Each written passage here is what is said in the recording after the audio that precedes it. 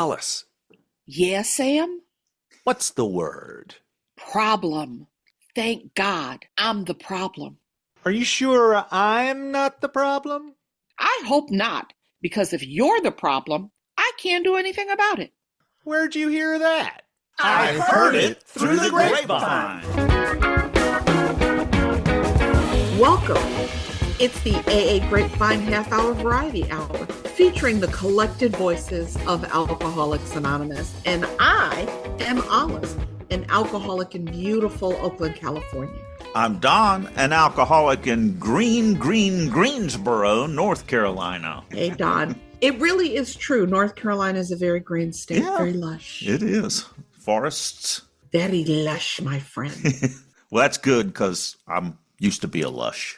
That's not what I meant, Don. That is not. But of course, as a drunk, that's what you would hear. Yes, exactly it. So, Don, I have a question for you today. How old were you when you found Alcoholics Anonymous?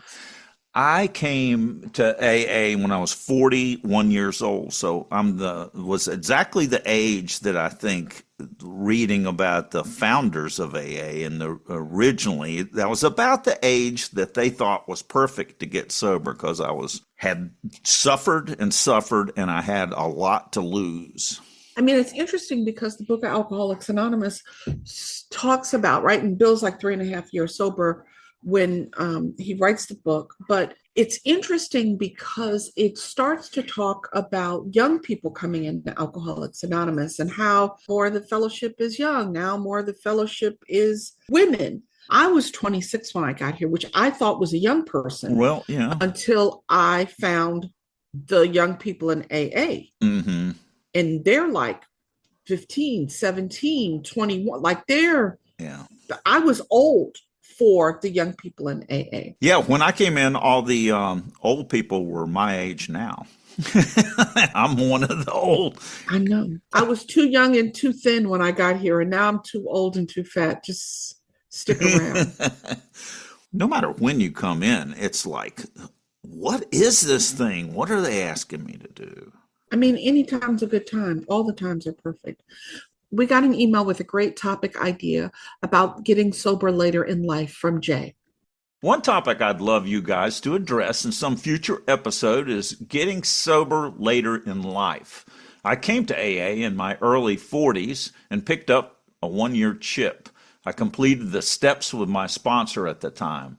Then I went to fewer meetings, called my sponsor less, wasn't trying to engage with my higher power, and went back out. I didn't return to AA until I was 63. I'm 2 years sober as of this past November 11th. I have a great sponsor, and I'm on step 8. But there are times on the occasional dark day when I'm overwhelmed by the wreckage of my past and career decisions I've made as a result of my addiction. It can be overwhelming. I have to remind myself I have so much to be grateful for. Mm-hmm. I'm sober and have an opportunity to live my best life even if I'm old. I remind myself that comparison is the thief of joy. Yes. I love that expression.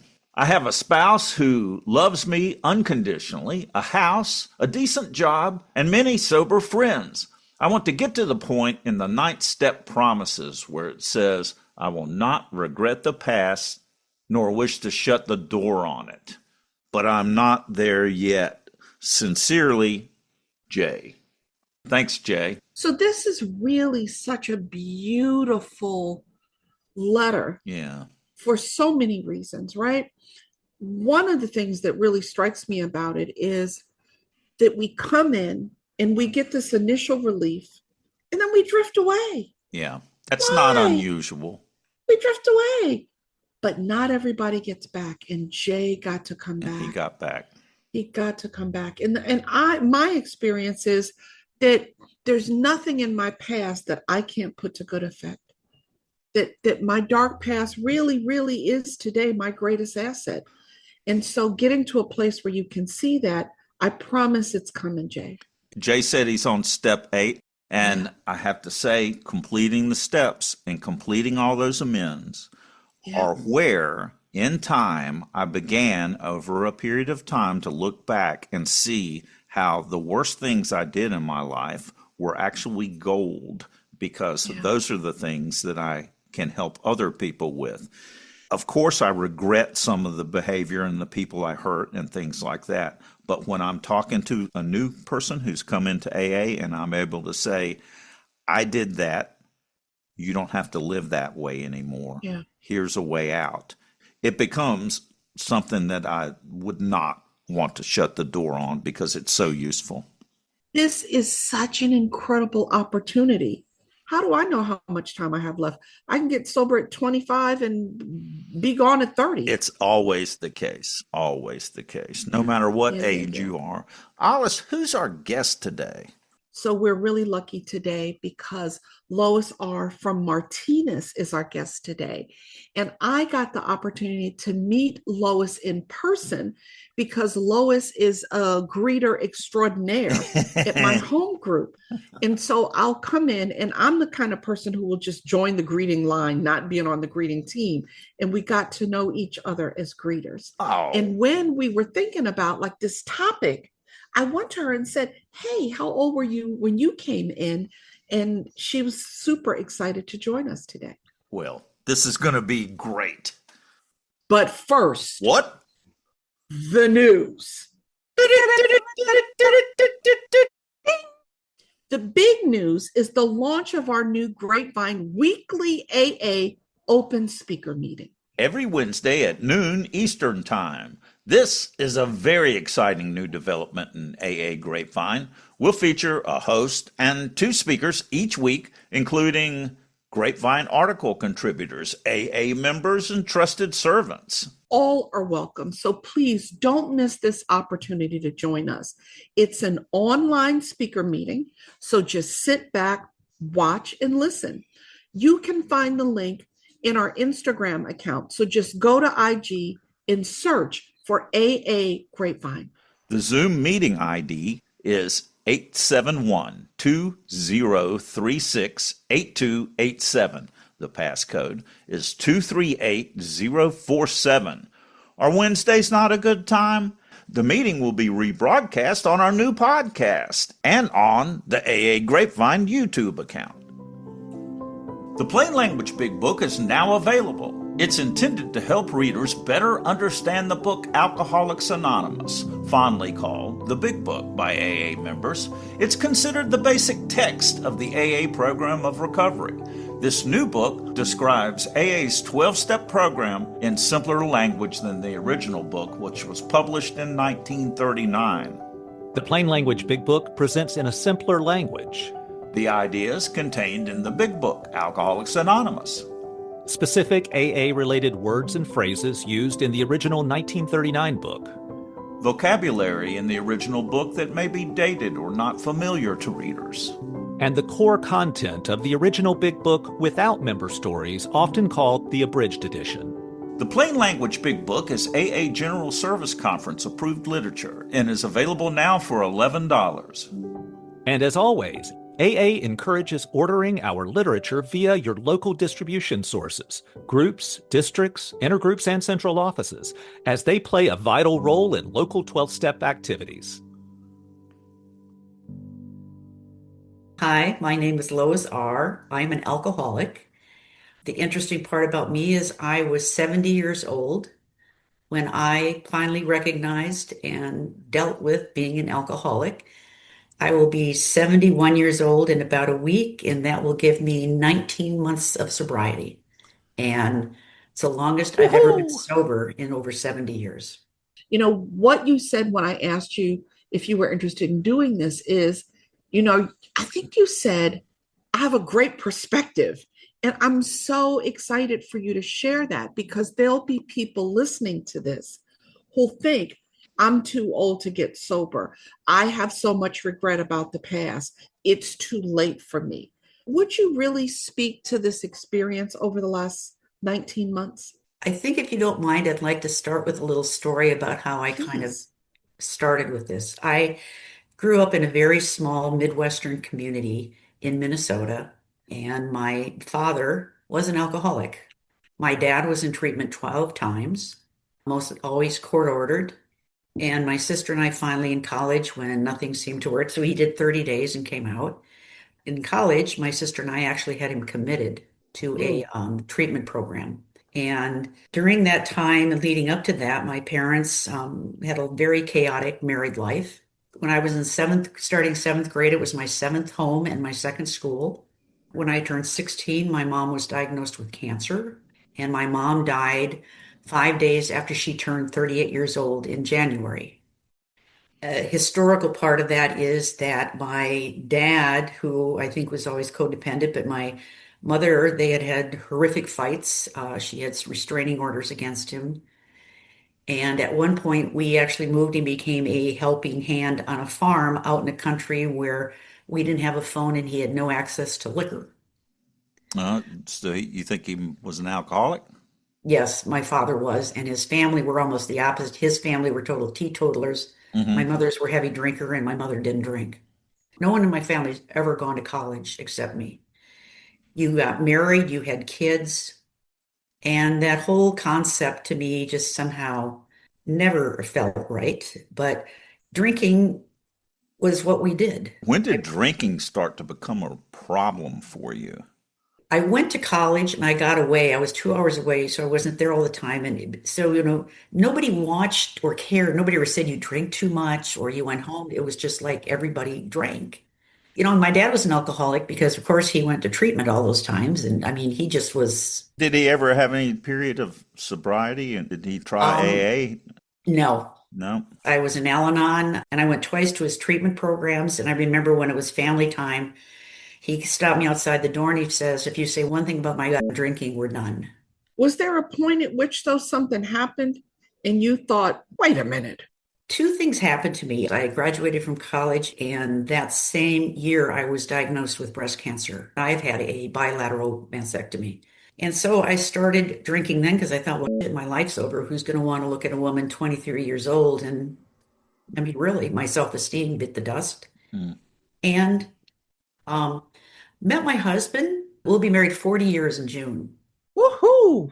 And he comes from the most stable family. He's one of 11 siblings, the most stable family. And they really embraced me. They drank, but they weren't heavy drinkers. So I kind of monitored my drinking. So when did this become something that you identified as a problem and maybe shut it down? Did that happen to you? As my kids got older, and particularly as both of them went off to college, my drinking increased. And then I retired, and it was kind of like more time on my hands. And I really, really started to get into the hidden drinking and the pot. Blackouts, I would get up and throw up and just say, oh, I have an upset stomach. I'm sure I went to work hungover, but I never drank and went to work. What were you drinking? I've been pretty much a heavy vodka tonic and a wine drinker. But the joke became when I died, everybody was going to bring a bottle of it and toast me because everybody knew. But, thought I had it hidden. And Hmm. there were times that I would wake up on the floor and my husband would say, you passed out. And I'd be like, oh, I got dizzy. I've seen for years the hurt in my husband. Hmm. So, do you think he knew that you had a drinking problem, but you didn't know? I think my husband knew, but I don't think my husband really understood alcoholism because to him, you can control your drinking. So I talked to my brother at one point who's not an alcoholic, and he wanted to know why my younger brother drank to such extremes, even when the doctor had told him, if you drink again, it's going to kill you. And the reason that I bring this up is because you said, why don't you quit? Why don't you just control it? Mhm. It's to someone who doesn't have our disease, Mhm. that's perfectly natural. So he asked me about my brother. It's like, why does he drink this way? And I said, when you have a drink and everything lights up and you get this energy, he nodded his head. And I said, and then you have a second one and like you get more energy and everything comes into focus. And he went, no. When I have the second drink, everything goes out of focus. I don't like it. Everything goes wobbly, and I just don't want to continue that. That is not the experience of an alcoholic. The second drink, I get energy, I get charged up. The sixth drink, now I'm really getting charged up, I mean, it's about to be on. Yeah. I'm the life of the party. Yes, yes. It's a different physiological experience for an alcoholic, alcohol is, than for someone who's not an alcoholic. Absolutely. And for people who can drink over that long extended period of time, right? The ability to sort of like, as you talked about, Don, pull it back and sort of get it back up under the control, or to be like, oh no, I remember. Like, it's actually pretty amazing that we are able to go on for that long. At 26, I was like, I'm whooped. Yeah. And I grew up also in an alcoholic home. And so I had a real understanding of what was coming down the line, as you did, Lois, but still you were able to keep it at least together enough to drink until you were 70. Something big must have happened, either internally or externally, that made you come to Alcoholics Anonymous. What was that? Just little things, like when I would go to we'd see our daughters, they'd make sure there was no liquor in the house. They do little things. And I would spot that. And my oldest daughter got married last fall, and her partner, Christine, said to me, Lois, I don't think you can drink on your own. And I was like, you just need to shush. That's what your father said in so many. The catalyst for me was my husband went on a motorcycle trip to India for a month. And I was home alone, and I was like, I'll have my usual drink. And then it was like nobody was here to watch me, to scold me. I spent pretty much a month in a drunken pot stupor. Ignored phone calls from my friends, from my family. All the external controls came off. Gone. Yeah. I packed up bags of booze and went down to somebody else's garbage and dumped them. Because we can't have all those in our recycling bin embarrassing us with the jingle jangle that's noise. not in my neighborhood. I was just like, no. And we were down seeing my oldest daughter and her partner, Christine. My daughter said, I want to talk to you. And I was like, oh, she sat across from me and she started crying. And she said, I love you, but I don't know how much more any of us can take. We can't, it's just too hard to see you destroy yourself. And I've always told people it wasn't a bolt of lightning, but I looked at her, and for the first time in my life, I said, I have become what my dad is. I'm an alcoholic, and I hate what I've become. I hate it. And she goes, we will support you in whatever you do. And in 2 days, I was in an outpatient program, and I lived at that program. I was like, and the catalyst for me was, I cannot change my past, but I can change my future. Absolutely. And that keeps sticking with me. And I went into that outpatient treatment for 4 months every day. I did my homework. I was honest. I was open. And they talked to me about AA, and they had somebody come in from AA and talk to us. And I went to a couple of meetings, and I went to Love and Service. That's the name of your group? Home group. Yep. I felt welcomed. And I'll tell you, I sat in that first newcomers meeting. And when they went around and shared, I looked around and went, these people are me. Yeah.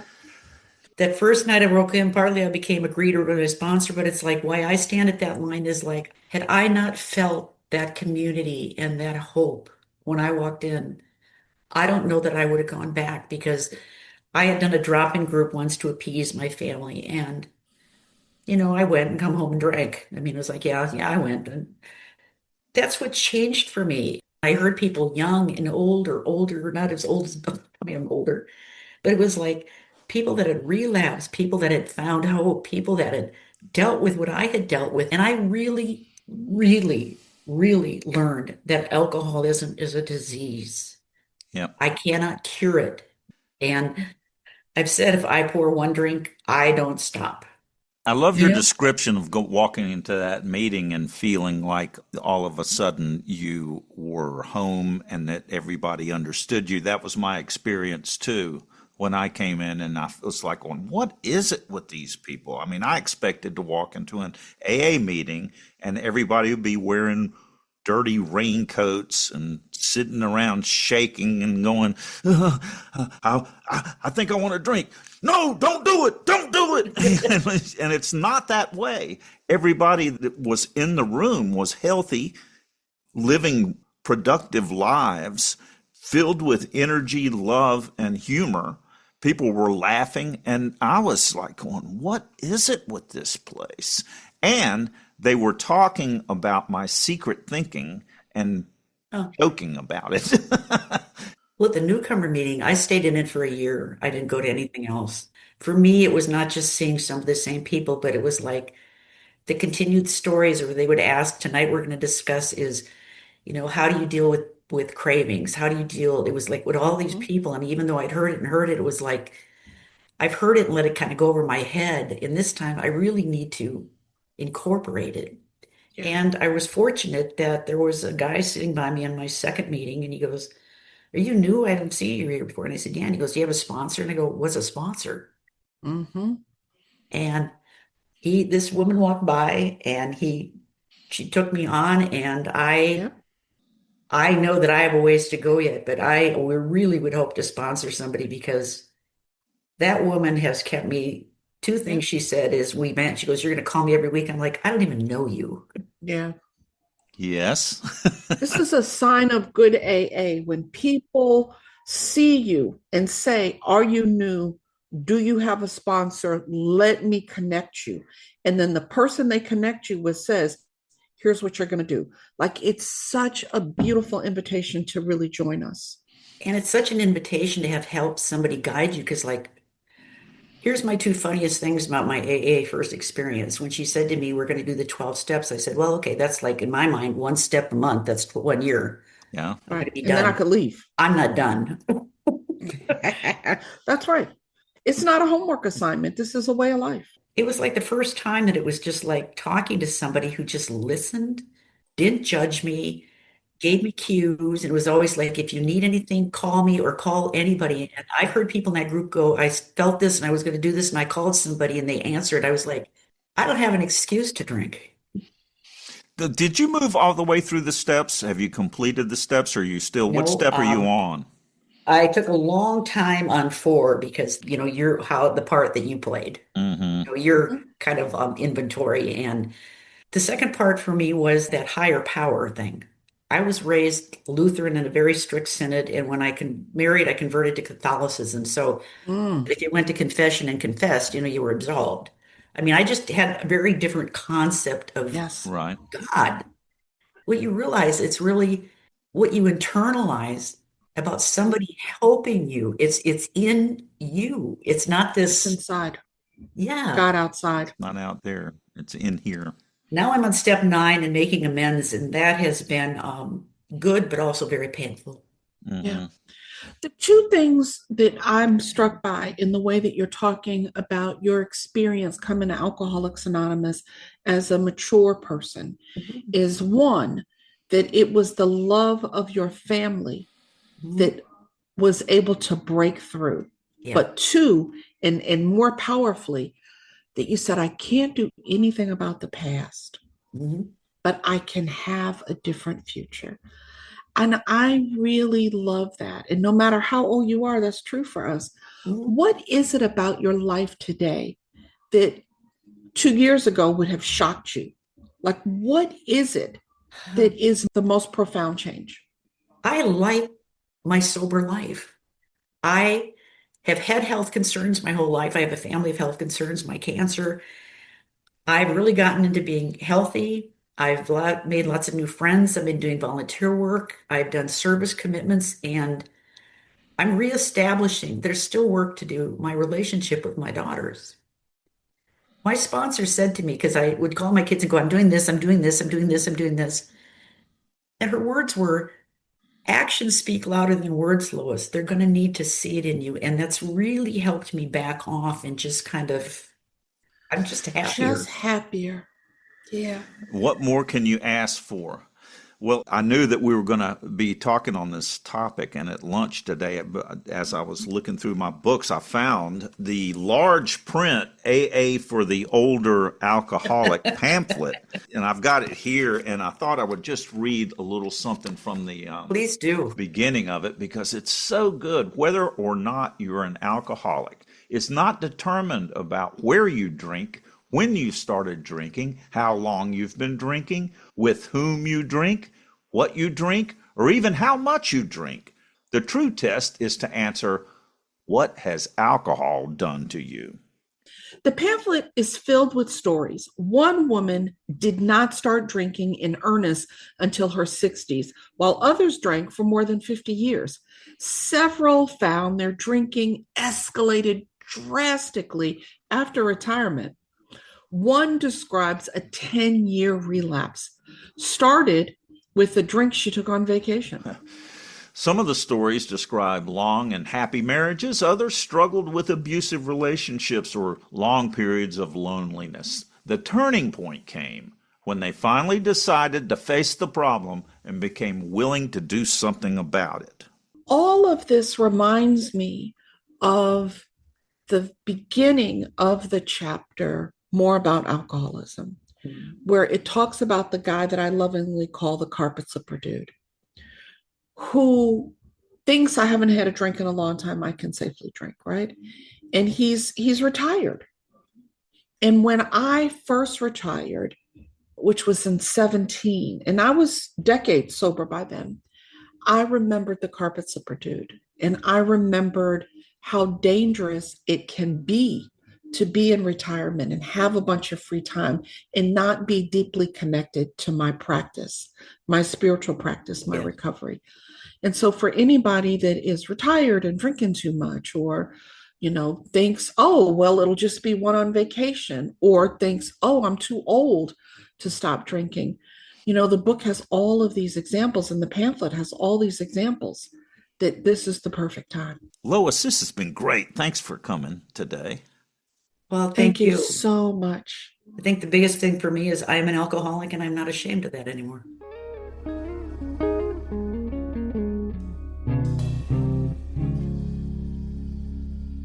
I want to give a shout out to the Grapevine. My sponsor gave it to me as a gift on my 1-year anniversary, especially because my husband and I love to travel, and it's the easiest thing to pack. I took 4 of them with me on this last trip, and he just looks at me and goes, "What are you reading?" He goes, "No, I know what you're reading." But I said, it just keeps me at the go, and I highly recommend it for people because it's, when you hear those stories, like when I hear myself telling my story, it's like I learn a little bit from everybody, and it helps me grow in my own sobriety. The Grapevine strives to be self-supporting. Please subscribe to the magazine or app and visit the Grapevine online store. The app is free in your phone's app store and has great content and features provided at no cost to you.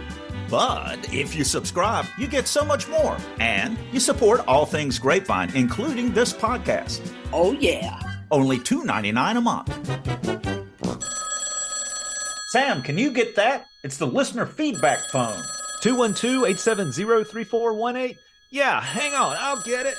Yellow. Hello, I'm Cary, a recovered alcoholic.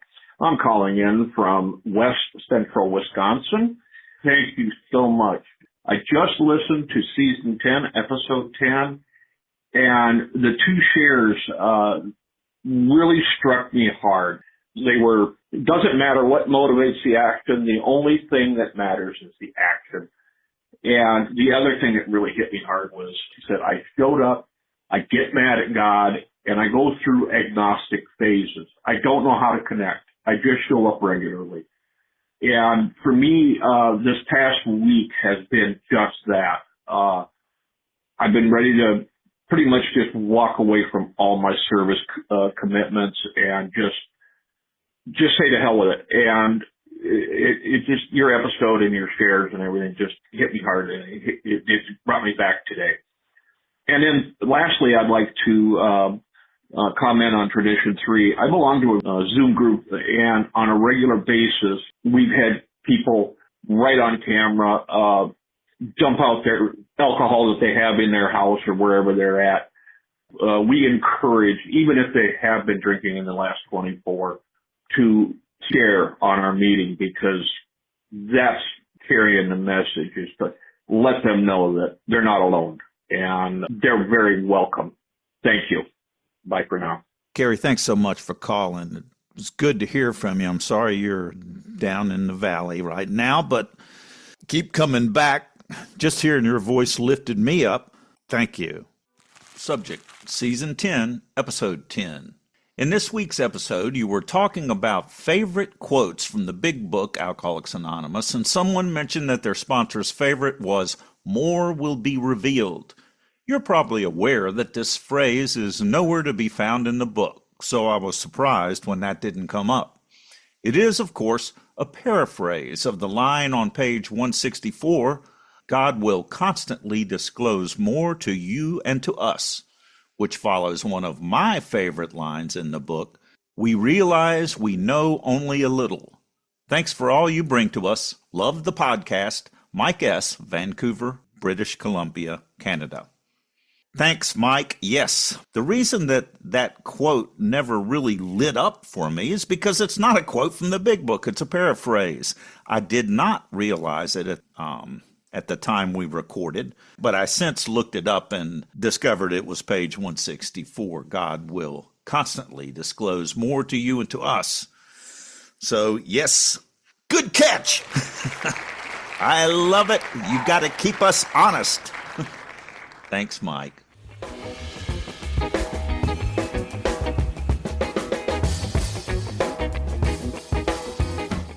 I'm at the very wit's end. Cuckoo. An alcoholic who had stolen from his family, imposed on a few friends, and generally been a public nuisance, finally died. At the funeral service, the preacher asked, "Does anyone wish to say some kind words about the departed?" Someone wish to say something kind? Someone wish to impart some kind words? Well, his brother was worse.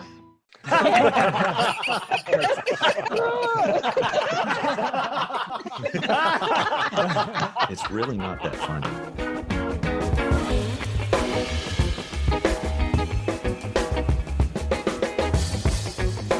Thanks for joining us. The AA Grapevine Half-Hour Variety Hour is posted every Monday and is produced by AA Grapevine, Inc.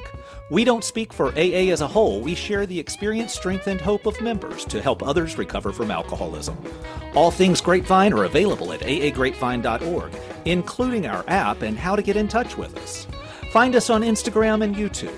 If you want to know more about AA, visit aa.org or search online for Alcoholics Anonymous and your city.